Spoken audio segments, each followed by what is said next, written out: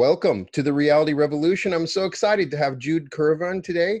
Jude Currivan is a cosmologist, a planetary healer, the writer of an amazing book, The Cosmic Hologram, and I'm excited to have her here today. We can talk a little bit about her ideas of the universe as a hologram and unity and a bunch of other great topics that integrate with the Reality Revolution. Welcome to the Reality Revolution, Jude. Brian, it's great to be with you and all our listeners, and thanks for the invite. Absolutely. So, having finished this book a couple times now, it really is, it feels like a love letter to the universe in many ways, about how beautiful and wonderful the creation of the universe. When you get done reading this, you can't walk away without just being impressed by how amazing the universe is on so many levels as the way it's created in its nature. That was my first impression. I came away just, wow, there's a lot more to it than I had thought. And what inspired you, and tell the listeners who maybe haven't read about your book a little bit, what inspired you to write this book, and tell us a little bit more about it. Well, thank you. I mean, I wanted to write this book when I was 4 years old. Right. Because when I was 4 years old, I started experiencing the universe in the way that I write about in the Cosmic Hologram. Mm-hmm. And a universe that is a great thought rather than a great thing. Mm-hmm. A creation of cosmic mind, of which we are an innate part. Mm-hmm. A universe that is actually emergent from deeper non-physical realms of causation. Right. A universe that enfolds within it multidimensional realities. Mm-hmm. A universe that's so exquisitely set up Mm-hmm. that literally it exists to evolve as a unified entity, because that's what and how I was experienced reality from that very early age. But of course, 60 odd years later, Yeah. and having gone through a very scenic route to this point, scientific evidence is only really now catching up with not just my experiences, but the experiences of many, many different people throughout the millennia, and universal wisdom teachings and spiritual traditions. So the book really offers the evidence for that convergence, Mm-hmm. as you say, of science and spirituality into an integral model of the nature of reality. And it really is a love letter to the universe and a love letter to the cosmos, which it emerges and arises from. It's amazing on so many levels. You really do a great job of documenting, and you come away just amazed. And you mentioned in the last chapter about your experience, how you started to have these things, these visions of, explain that a little bit, of the universe. And I thought that was Well, as pretty I mentioned fascinating. yeah, I mean, first of all, I felt it was really important to wait until the last chapter, To the or last even the chapter, right? epilogue. I was like, this is almost a perfect first chapter, but it ended up perfect, right? Yeah. You're right. And at the time, when I was writing the book, I was feeling it's either at the beginning or the end. Right, And right. the reason it was at the end is that my earlier books, my earlier 5 books, do share some of the inner and outer journeys of discovery and discovery and realization, Right. and understanding about reality. But they're very much for the folks that already get it. Right. And what I was guided to offer is a book for the folks who haven't yet got it, or who say, look, I'm open to this, but I want the evidence. Right. And so if I'd have put my experiences right up front, I think a lot of those folks would have said, no, this is not for me. But by the time, as you say, we get to the end of the book, Right. I've laid out all the evidence that, mind and matter are unified, that mind and consciousness aren't something we have. They're literally what we and the whole world are. Mm-hmm. And so by that point, to introduce my own experiences, just to share them, Right. I felt was an appropriate way to complete the book and really offer an invitation to the next book that delves even deeper to this new adventure, or this ancient new adventure. So yeah, it started when I was 4 years old, but it literally has been a lifetime of experiences and an understanding and a deep experiencing of reality as literally a cosmic hologram. Reality is real. Right. But just as for a hologram, there's nothing separate. The Right. whole is in the tiny parts, the parts are in the whole. So, reality is real, but what I really wanted to explore and share in the book is that separation is an illusion. Right. Because our beliefs drive our behaviors. So if we believe in separation, guess what? And you did a fabulous job of that. Even though people say that, it's kind of a cliche. And you establish and explain why that is important in the book. Explain. So for people that maybe don't understand, the hologram idea is that even in the smallest part is a reflection of the whole. The idea of Indra's web, that in every little molecule and element is a reflection of the entire universe, and everywhere you go you can see a reflection of it, which is why the design is so grand. Am I explaining that correctly?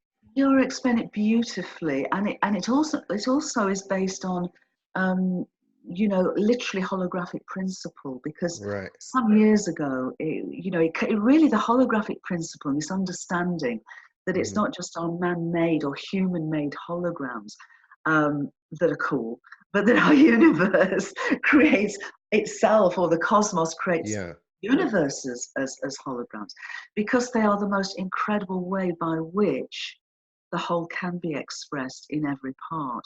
And in terms of science, this whole adventure of understanding our universe as a hologram started with asking a question about black holes.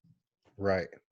And the question that was being asked is, what happens to the information that's embodied by a star, a massive star, where at the end of its life it collapses to a black hole, where the gravity is so powerful that it pulls inwards to such an extent that a point arises where even light can't escape, hence black hole. And what's been realized is that all that information doesn't disappear within the so-called event horizon, this spherical surface where light itself can't escape.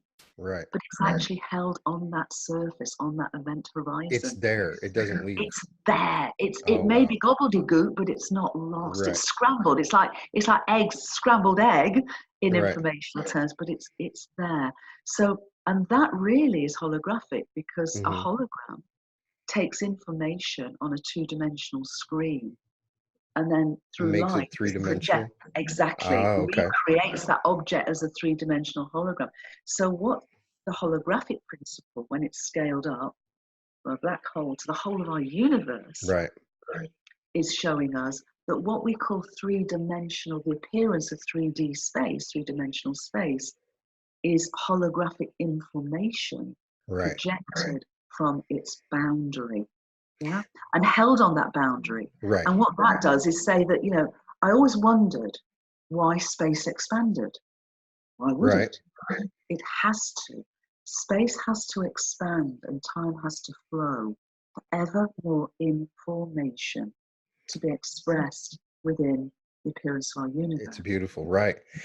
So as it's great to talk to a physicist. So talking about black holes, I want to talk about that a little bit.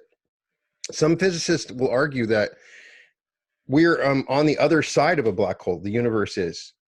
I'm scared to talk physics, because I'm definitely not a physicist. And when you go on YouTube, you hear people talk physics and they don't know anything what they're talking. So now I'm talking to a physicist. So help me to understand.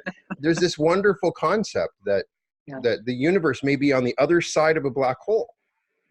Right? Is that?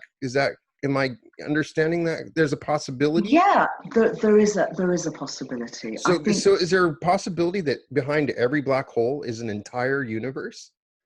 The way that it seems more likely to occur is that, and this is probably needed to be what's called supermassive black holes, because black holes come in two main scales. They come at the scale of a massive star that's collapsed, but they also come in what's called supermassive black holes, which comprise millions and sometimes hundreds of millions of stellar masses. There's one at the center of our galaxy. We're almost sure of that. Right, and which is it's a bigger supermassive. It's a much, much, much bigger. Okay. It's a much bigger beast.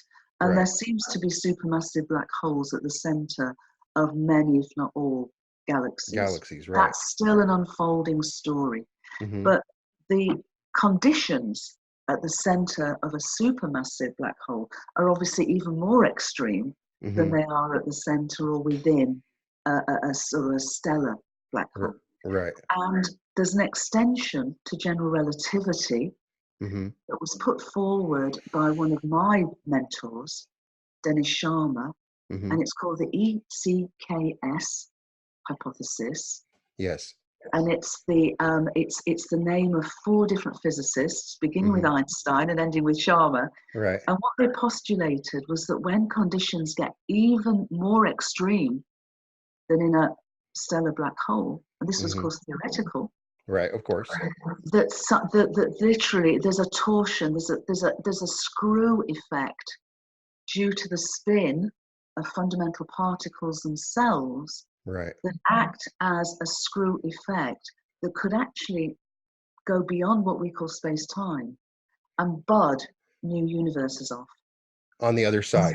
On the other side. On the and other that side. would mean, and so that instead of birthing another black hole, they would essentially birth a white hole, or what's called a white hole. Right. So there is a view that the birth of our universe, bringing in some information from its pre-birth stage, might be actually such a white birth hole. So the Big Bang could be the result of a black hole? It could be the result of this budding off from a previous universe into, yes, what we've been calling the Big Bang. It's amazing. So that makes the universe a bunch of different universes. We're constantly budding universes all over the place. But not parallel universes. I get very grumpy about parallel let's universes. talk about parallel universes. I've had experiences where I thought, that seemed like parallel. You talk about multidimensionality in the book, but don't really talk. So what is your perspective on the many worlds theory and how it interacts with holographic theory? I'd love to get your idea of that. Okay. Can I just go back one step before Of course, yes, please. You mentioned the Big Bang, and as you know in the book, I say it wasn't big and it wasn't a bang. Right. Because it was tiny, of course. Right. It wasn't infinitely tiny, it was finitely tiny. But also when we think of a bang, if I say bang to you, what comes to mind? An explosion.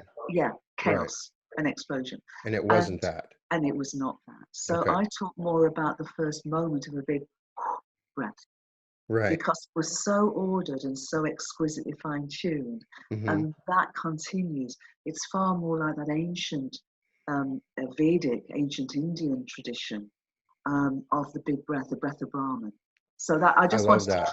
It's not chaos and an explosion where everything's happening. It's perfect order that's expanding on a regular basis.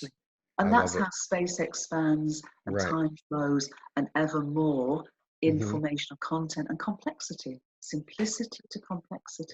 It's amazing. I love your description of it. It makes more sense to me in my mind when I think of it. But yes, there's definitely universes. Yes, there's definitely arguments among physicists about parallel universes.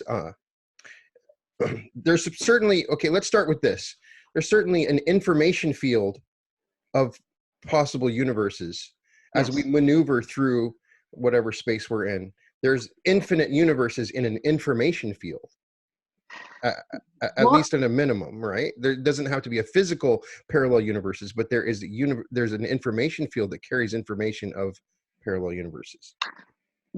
There's no evidence for that. Okay. Rather, what seems to be happening from the evidence is that all universes, ours and any others, are literally emergent phenomena of cosmic mind. Okay. A cosmic mind that, some people would call God or great mystery or great spirit, but a cosmic mind that is of itself infinite and eternal. Right. And then what seems to be the case, and again, this comes absolutely aligned with ancient spiritual traditions, especially ancient India, is that universes arise as great thoughts in the mind of the cosmos.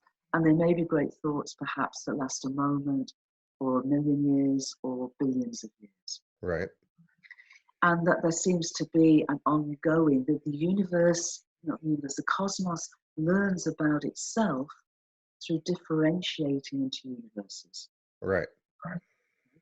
Now, on that basis, and on that basis of multidimensionality and different levels of information, because consciousness expresses itself not as random data, but as meaningful information. Right. And certainly for our universe, the universal alphabet from which that meaning is combined and brought together is through digital information, ones and zeros. Right. But it's not random. Again, it's meaningful information, relationships, dynamic patterns that play out all we call reality. The difference between multidimensional realities and parallel universes is that the people who came forward with a hypothesis of parallel universes did so because they could not understand why our universe was so amazingly fine-tuned from its beginning. And so if you get, as Lee Smolin said, our universe is so fine-tuned that if the laws of physics, the relationships that they embody, were different in one part in 1,000 trillion trillion, one part of 27, our universe would not exist, let alone evolve. So what you've got are two premises. You've either got a universe that is meaningful and therefore coming out of cosmic mind as a great thought, or you've got our universe random, meaningless, and one in 10 to the 27. So many, many, many parallel universes of this one being the one we're having this conversation, but probably 1,000 trillion other universes or even more where we're not quite having this conversation. Right. Or you're not wearing headphones. But the logic really drops away because it can't just operate on the level of Brian and myself having a conversation in 1,000 trillion different ways. Every quantum moment for the last 13.8 billion years would also spawn off 1,000 trillion universes or more. Right. And so for many physicists, that the sheer complexity of that, almost there's an underlying that can't be the expansion. There's an underlying bias against that particular theory just because of this. It's illogical. It was a way to avoid consciousness. It was a way to avoid meaning and consciousness. It was a way to keep consciousness out of the conversation. Right. Because if you've got consciousness, which is the elephant in the room, you know, from the time of the quantum pioneers and and relativity, not for Einstein, not for Max Planck, but for many others, it was like, okay, this is really interesting. Now, let's not talk about consciousness. Let's ignore the consciousness. Let's ignore it. And the evidence won't allow that anymore. But the parallel universe hypothesis, because there's no evidence for it. Right. There's no evidence for it. And I think for most people now, it's just one of those side adventures. You know, it's possible but unprovable. You're saying that there is not just unprovable. Well, I would say it's counter-provable in a sense. Are you saying it's impossible? No. No. Okay. No, I'm not. But because if some evidence came forward tomorrow that showed it, then I hope as a good scientist, I'd follow where that evidence led. Right. But there's no evidence of it. The evidence is to the contrary. The evidence that's coming forward so powerfully is this sense of a universe that exists and evolves as a unified entity, so beautifully set up that it exists almost to evolve. Right. And that all that we're finding is that it's a great thought. So mind and consciousness aren't something we have. Right. What the evidence is showing that mind and consciousness literally is what we and the whole world are. So the double slit experiment is showing, going all the way back to that, so much of physics has evolved from those beginnings. Yeah. But they're still exploring it. We do know that particles have a wave function, and that in that wave function, it carries the information of all of its probabilities, right? So there is at least the probabilities that it carries are not infinite. They're not infinite, but they're maybe that's a misnomer. There is not infinite, but there is multiple different probabilities that are carried in the information of that wavefront of that particle, right? That's a mistake I think people make when they talk about this. There isn't infinite possibilities. There's a set number of probabilities within that particle, and then it collapses to one through the observation. That's right. But what then we get into a conundrum about is who's the observer. Right. Is the Because we know, universe the observer? yes. Can the universe be the observer when we look out at Yes. this? And that's a question I don't see people as talking as much. That's interesting, right? And that's really what the cosmic hologram of the Right. evidence is showing, that, you know, it doesn't require a human being in a lab to make the observation Right. and therefore to have that measurability of a quantum entity, you know, to exist and evolve as a unified.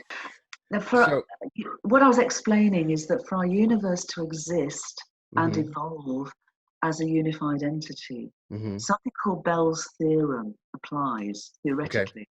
And what Bell's theorem says is that for quantum mechanics to work at all, our entire universe needs to be non-locally connected. Correct. Now, that was seen to be a foundational understanding of quantum physics, but over the years, people were trying to find loopholes in it. Mhm. Yeah. And Right. those loopholes have been shut down and shut down and shut down progressively.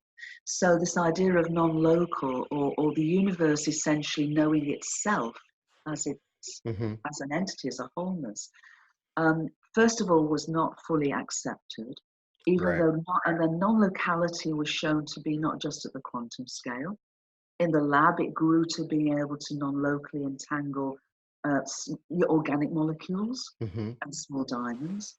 But there was still this issue about, is it proven at universal levels? Right. So in 2018, a group of researchers at MIT were able to do something I think is absolutely extraordinary. They were able to non-locally entangle photons of light in the laboratory, Right. starlight from 600 light years away, and that non-local entanglement triggered by the light of two quasars, which are very, very powerful galactic objects. One of those was nearly 8 billion light years away. Wow. The other was 12.2 billion light years away. So the whole universe is entangled.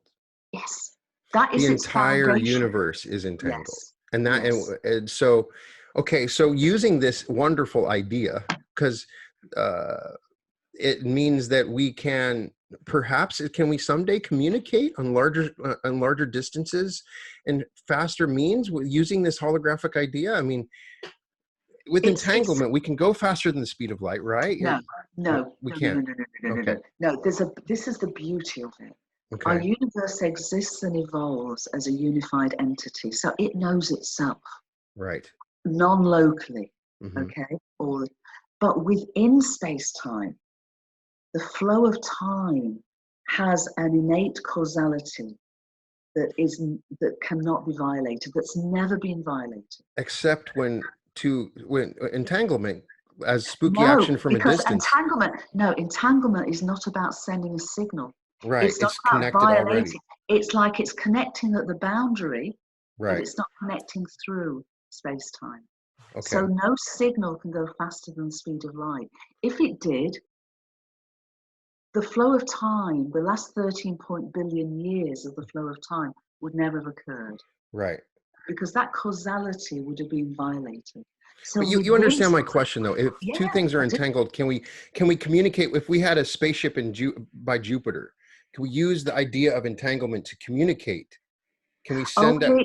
Only if some way it did not violate causality. Okay. So, for example, what this does is it supports what my friend and colleague Dean Radin and myself refer to as supernormal phenomena, Right. such as telepathy and remote viewing. Right. But what those do is they don't violate causality. Okay. As So long as within it's not. space-time, you're good. Okay. But this is us being able to access Right. this Is there a non-local place, universality. do you think, is there a place outside of space-time? Yeah. Okay. Because our universe is what's called an emergent phenomenon. So It's there's a chunk, appearance, and right here, you could look down and see space-time as a separate phenomenon. Does that not make, separate, not separate. But if you think of a balloon, perhaps right, if you were standing, outside a balloon, right. and you've got your hands on the boundary of the balloon, the surface of Hmm. the balloon, you could look inside the balloon. Right. Okay, so inside the balloon is what we call energy and matter and space and time. Right. Outside the balloon is essentially a very different concept of time, and we're beyond space as such. Right. So when people talk about angels and their guides and all the rest of it, Mm-hmm. anyone who's had those communications, I suspect, will tell you very similar things. That the sense of time is very, very different. Right. It's coming like from outside of the balloon. Yeah, it's coming from outside the balloon. It's coming from almost like the fuzzy surface of the balloon. Right. Yeah. Very interesting. I love it. So it's the ideas of your book go and resound on so many different levels. So consciousness, everything is conscious on some level because of the holographic effect, right? I mean, everything, even the smallest thing, is conscious.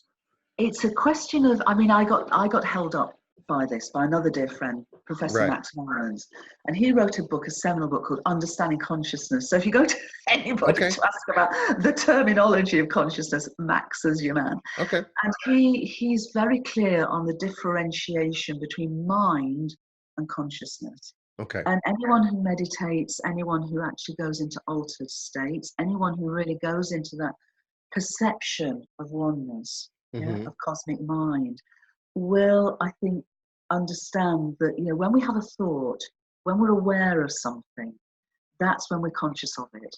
Right.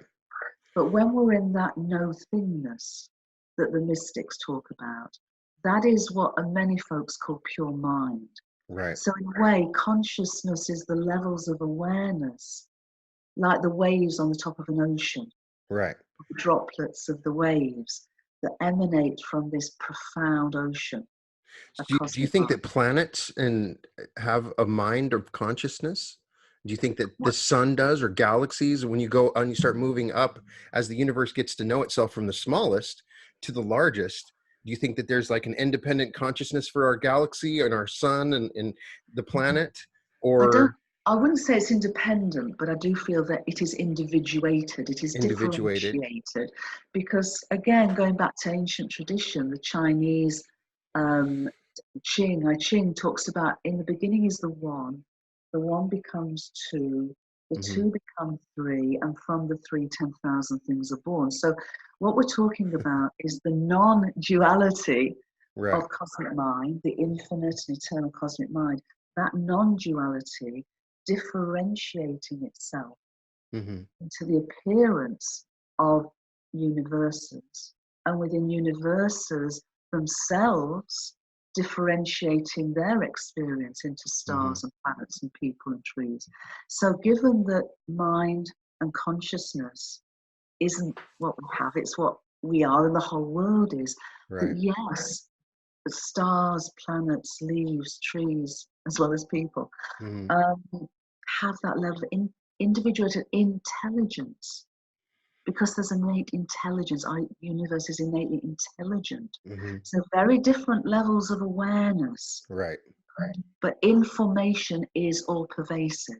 And that information in hyphen formation literally informs all that we call the reality of our universe. Amazing. Or the appearance of our universe. So you had a wonderful foreword from Ervin Laszlo. Ervin Laszlo is the one that termed the reality revolution. I stole it from him and from one of his books. He's a wonderful writer, and he likes to write about the Akashic Record. He's very, and so I wanted to get your perspective on that. We coming from the Cosmic Hologram, there's this record, this possibility that a space that has information about everything. Can we access that? Can we access that? Okay. Yes, I feel we can. I believe we can. I mean, were you accessing them when you were 4 years old? You were accidentally accessing this fractal. Yes. So let's talk about that a little bit. That was how I was understanding it then, and that's how I've understood and continue to explore it at many, many different levels ever since. I mean, I don't call it the Akashic Record per se. There's definitely a loaded term in somewhat levels. It's somewhat loaded, but you know, it's very, very similar, if not the same.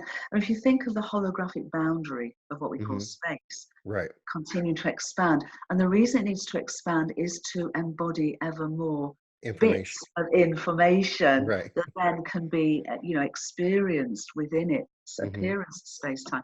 That boundary is essentially the Akashic Record. Right.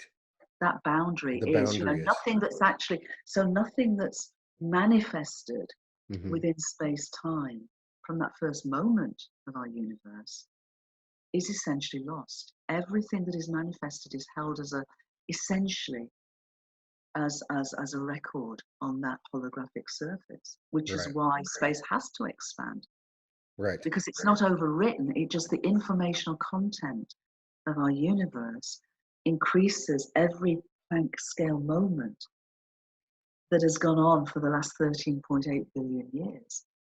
Do you think that there is some level of technology we can reach where we can directly access this record to get information from it? I mean, that's a crazy idea, but people have talked about accessing it, and people get hunches and intuitions, and they maybe can trace in. And Ervin Laszlo has books about people experience.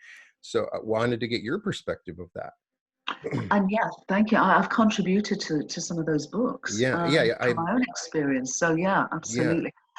When you say technology, for Maybe it's me, not we are technology. I don't know. Or the mind is a technology, right? I mean, exactly. I mean, as microcosmic mm-hmm. co-creators of our universe's intelligence, we are children of our universe. Right. And therefore we are, because our universe is innately unified, Mm-hmm. we are microcosms. We're like cells in its body. So Right. yes, we have the ability to do it. The thing is, most of us close ourselves down. Right. Most of us close ourselves down, or are closed down by our societies, our families, our Mm-hmm. friends, our teachers, that says this is nonsense, because the mainstream scientific paradigm until recently has been saying, no. This realm's the only reality there is. Right. Its appearance of separation is its true nature. Mm-hmm. Consciousness is something that accidentally arises as a result of accidental biological, Right. evolutionary forces. And so no meaning, no purpose, no ability to do this. Supernormal phenomena, mystical experiences for millennia, and Mm-hmm. now leading edge science Right. is actually saying no, that reduction is materialist, separatist paradigm is not only limited, it is fundamentally wrong. And so it's literally been turned on its head, and this new paradigm of holographic information, cosmic hologram paradigm is Mm-hmm. coming forward and converging with universal wisdom teachings into an integral model of consciousness. It's a conscious cosmology. It's amazing. So, but if you were to recommend to me, hey, I want to access it, is it just through meditation? Is there a particular that you have found, or from readings of it, that we can access the information from this hologram to get greater understanding? I mean, is it just through meditation? Is it through Well, prayer or sleep or meditation's dreams?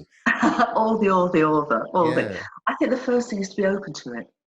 Because Right. if you say this is nonsense, the old mainstream scientific paradigm, separatist, reductionist, materialist, Right. that's the one I'm sticking with, then the chances are you'll never even open the door to the possibility of those experiences. Right. What I try to do in the Cosmic Hologram is to really bring all the evidence into this new framework, but show the evidence that that paradigm is wrong, and that, offering a new understanding of a Mm-hmm. much grander understanding of reality and our role, our purpose in Right. it.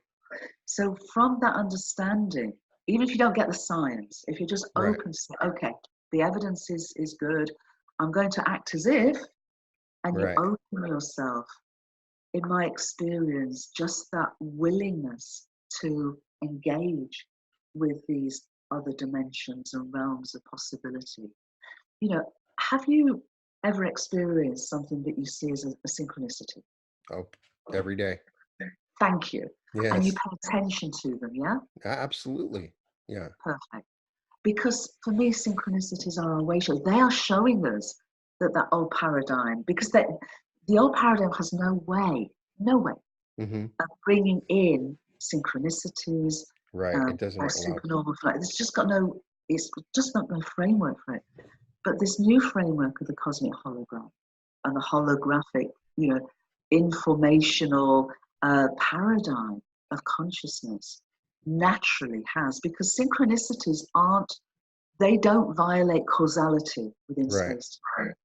They bring this moment into the here and now of a universe that literally knows itself and is there for each and all of us. And so, if you're open to synchronicities, as you do now, as I do now, then they are the most amazingly wonderful, enriching, empowering, phenomena you could ever hope for. And if you're open to synchronicities, the chances are you'll be open to other guidance, to hearing and listening to your dream guidance, to opening up maybe through meditation to guidance in other ways.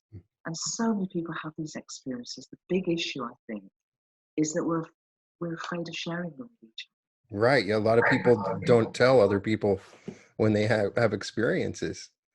Right. And it seems to me that it's time for us to share those, because when we share them, we begin to realize just how incredibly common they are. They are part of our lived reality. They are. You talk a lot about unity and on some of your other stuff. I wanted to get your perspective and to share this message and idea of unity and what it means. Does that question make sense? Yeah, of course. Okay, Of yeah. course. Well, yeah, I mean, when I wrote the Cosmic Hologram and we published it, we launched it. It was published, but we launched it in the UK, where I live, at the House of Lords in London, which for a launch of a book is cool and be very unusual. It's wonderful, yeah.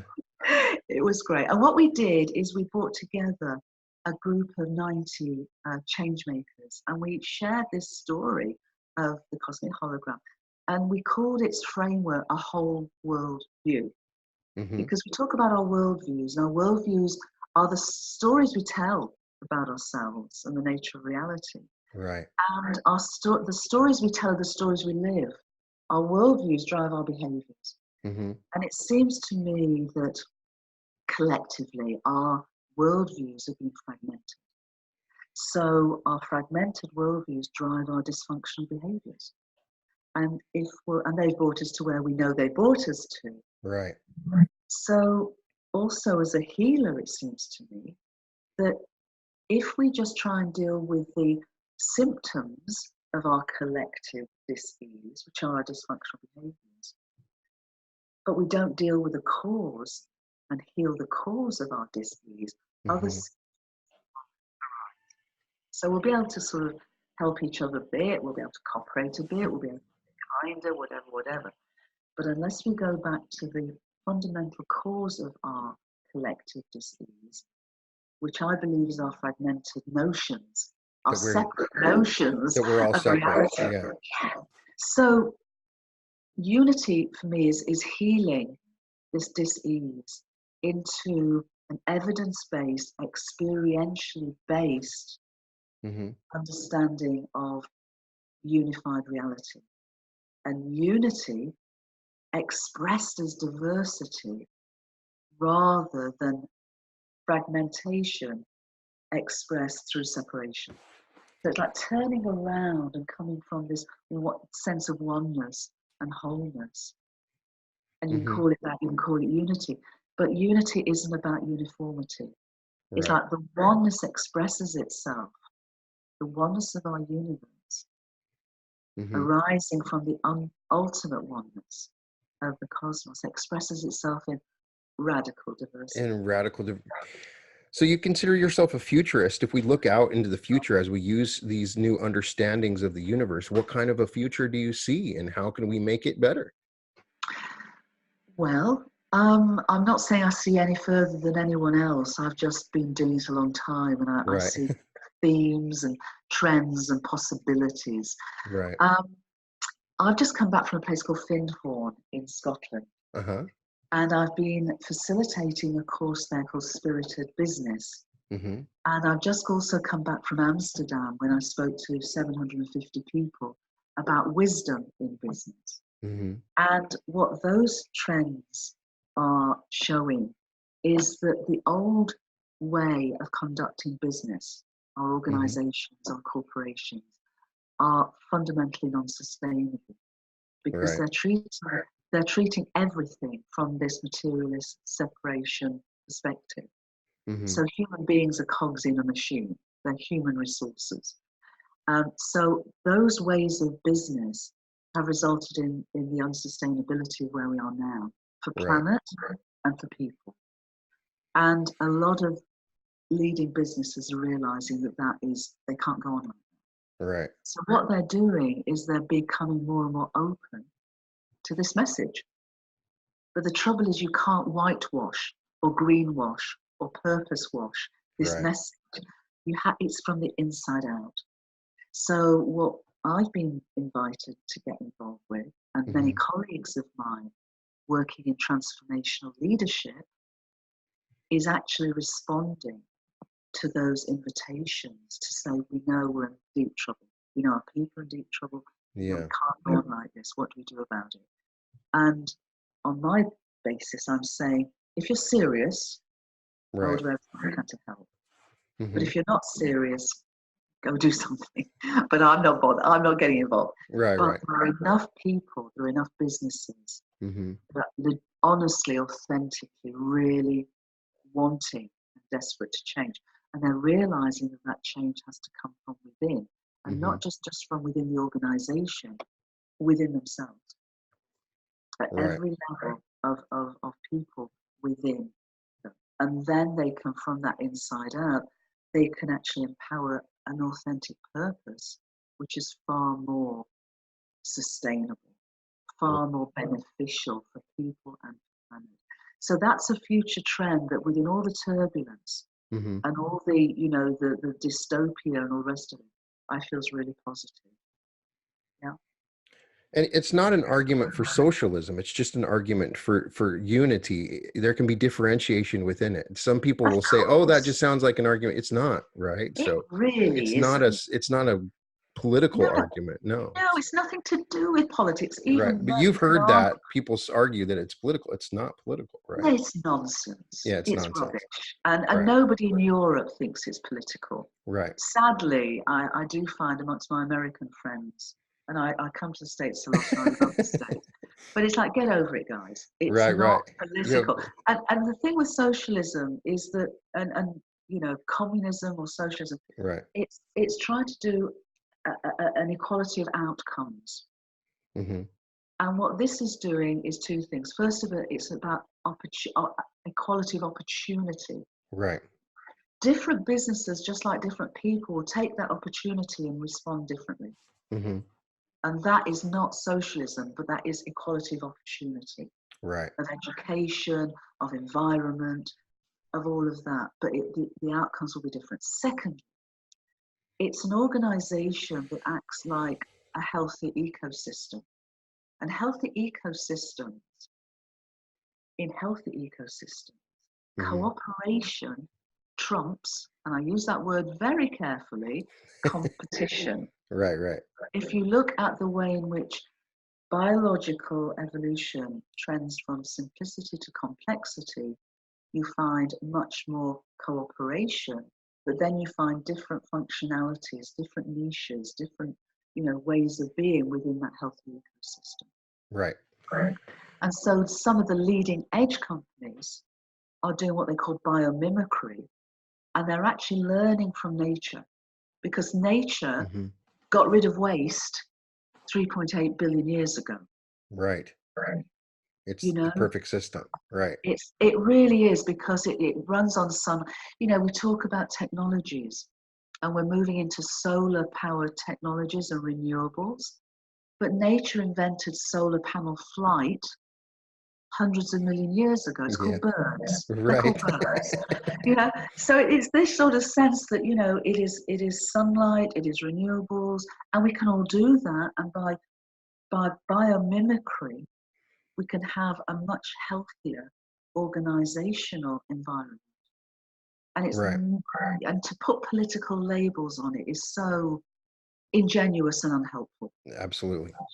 So very popular topic on my podcast is the law of attraction, and your chapter on co-creating, it talks about some of these issues. When we understand the universe as a hologram, we do play a role in co-creating the universe. And I wanted to talk to you a little bit about that. You have some different principles.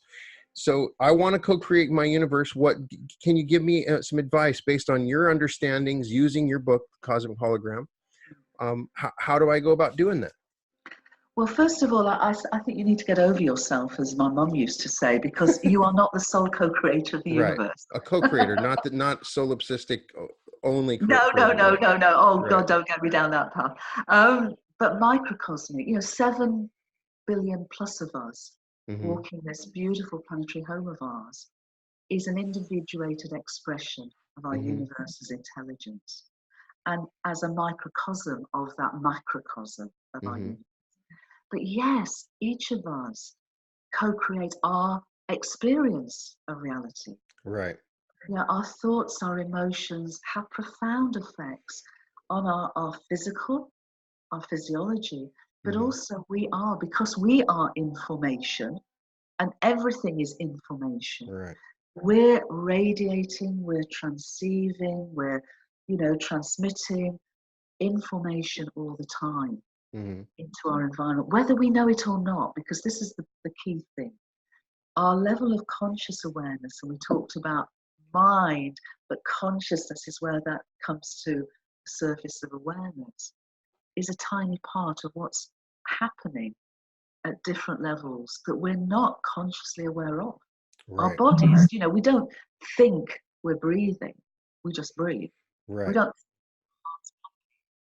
but it is, but because it's part of our informational being, So our entire body is distributed intelligence, an informational field that's always in communication, both within itself and out and in.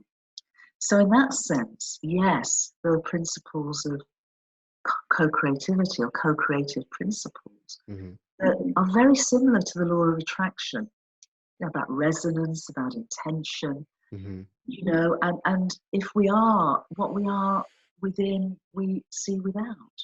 Right. If we're optimists, we'll experience the world in an optimistic way.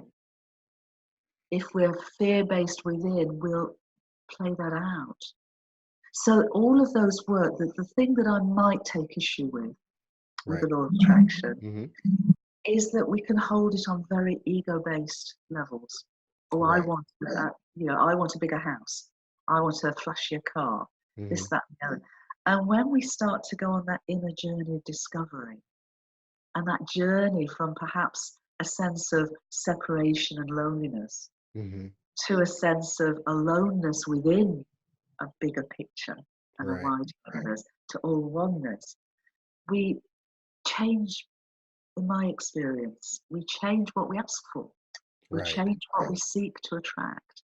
And instead of something that is more materialistic, we seek to attract really our high purpose to flow through us. We seek to attract ways of serving in the world. We seek to attract how we can be a soul model for kindness and for hope in action, and. So the law of attraction works, but it's very much about what we're attracting. And what we choose to attract. Another thing I would take from the holographic model from your book is how important my little actions are. Your tiniest actions can make a big difference. Now I start to look at everything that I do on a holographic perspective. And so even my tiniest actions can reflect on big. If I'm not cleaning my office, then that's important. Every little thing. Am I right? So we can take that teaching. The little things matter when you have the holographic perspective. Little things matter very importantly, because for several things.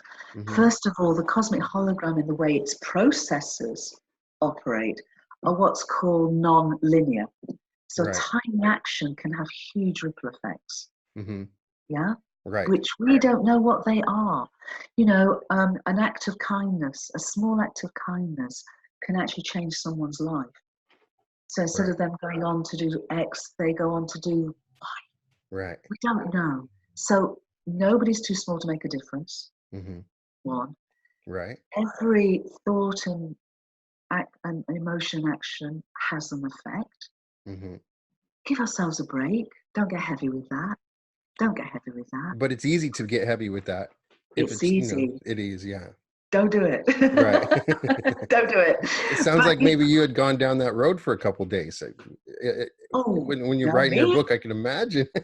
Oh, no. Of course, of course. Yeah. Yeah, life's, I hate to be, back to the bland, but life, we're here as a journey. It is, We're yeah. here to, in a sense, we're here to evolve, Mm-hmm. not just as part of an evolving universe, but in our lives to evolve, our levels of awareness, our levels of engagement. Mm-hmm. And, in my experience, the lighter we hold that, the more joyously we hold that. It just our well-being, Right. It's so easy to get caught up in when we are aware that big things need to change. Mm-hmm. It's very easy to almost get overwhelmed by that.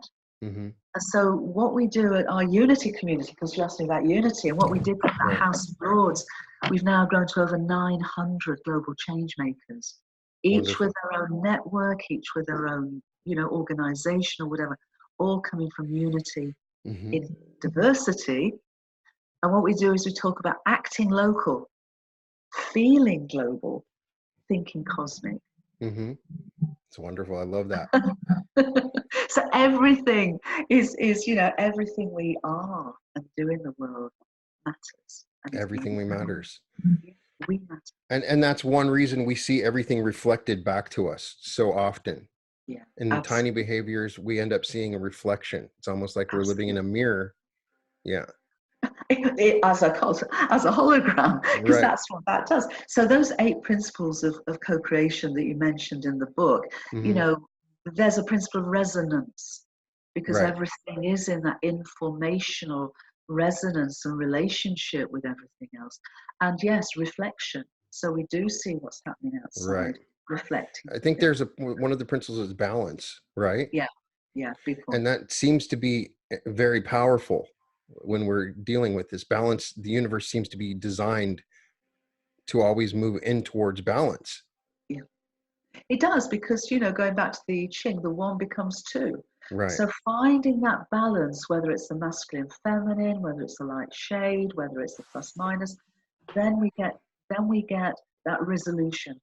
We get Right. that resolution that we could call balance. And in that resolution, something sort of emerges from that balance that is intensely creative. Right. And intensely, it's the way in which almost I feel consciousness really invites us to Mm-hmm. find that balance and flow from that balance. So you had said you had another book coming out. I'm excited for you. That's after this. What is your next book going to be about? I'm writing it now. It's writing me now. Oh, it's writing you? Oh, my books write me. I couldn't write them. Right.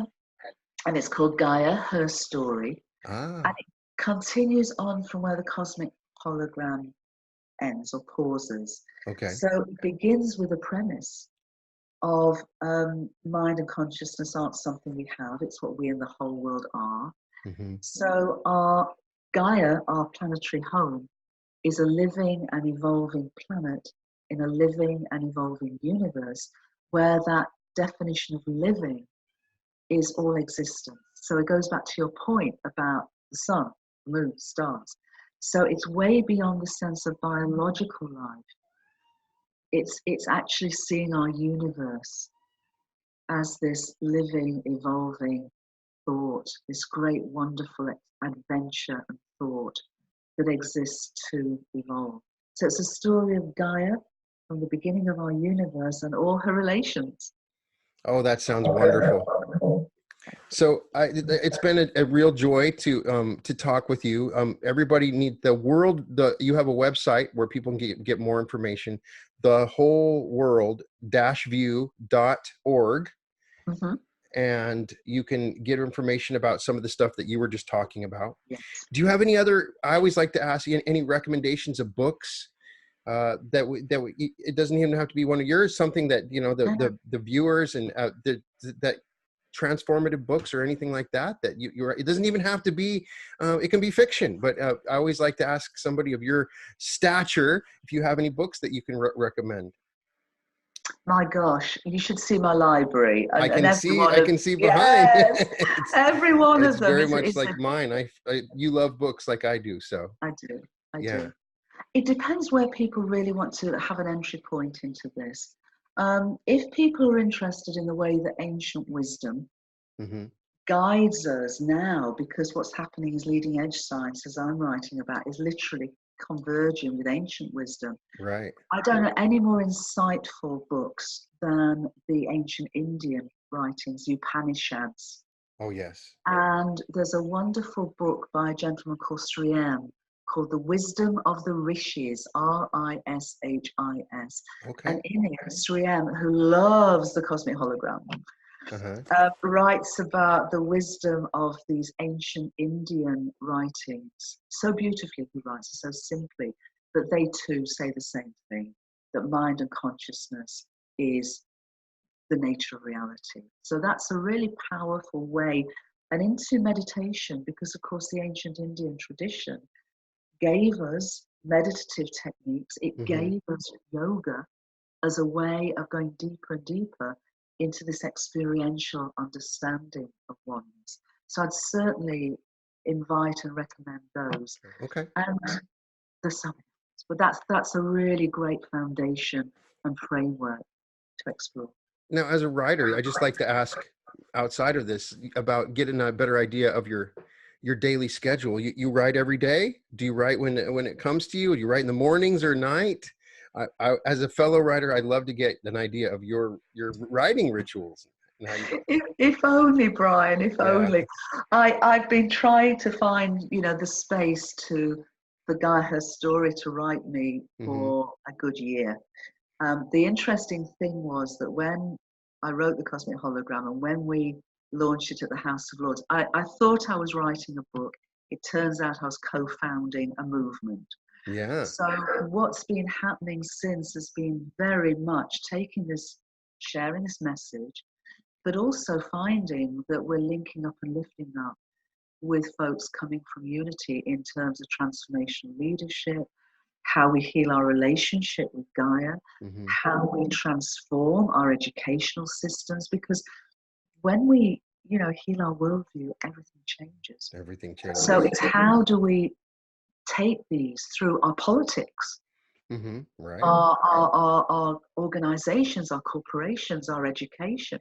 How do we take it to support people who are trying to help us heal our relationship with Gaia, to encourage people to experience Gaia as part of this? So that has really taken up 90% of my time.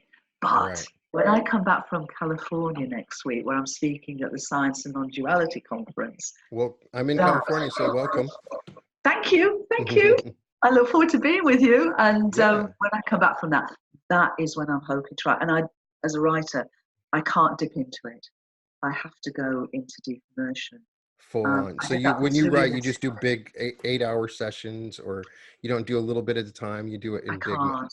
Everybody's different. It's always interesting. Everybody's different. I'd love to be able to write when I'm on the road, because that would have made life a lot easier. Right. I love to being able to write in airports or wherever. Yeah, these people that write on, I don't know how they do it, but yeah.